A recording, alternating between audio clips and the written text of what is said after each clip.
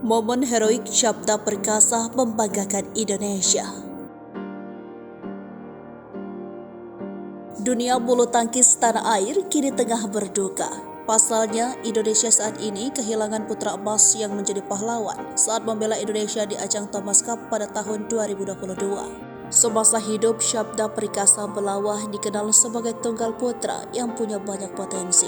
Pebulu tangkis tunggal putra, Syabda Perkasa Belawa meninggal dalam insiden kecelakaan mobil di Tol Pemalang, Jawa Tengah, Senin 20 Maret 2023. Diketahui dalam insiden tersebut, keluarga Syabda juga ikut dalam perjalanan menuju Sragen.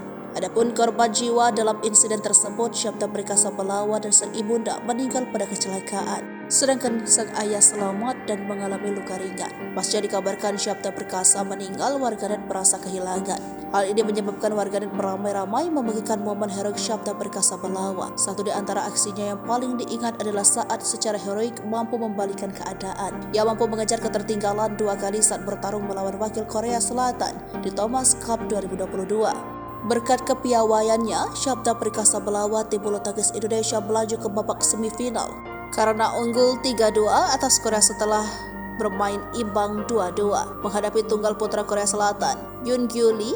Syabda Perkasa Belawa sempat tertinggal di game 1 dan game 2 untuk kemudian menuntaskan laga sengit itu dengan rubber set 21-14, 11-21 dan 21-16.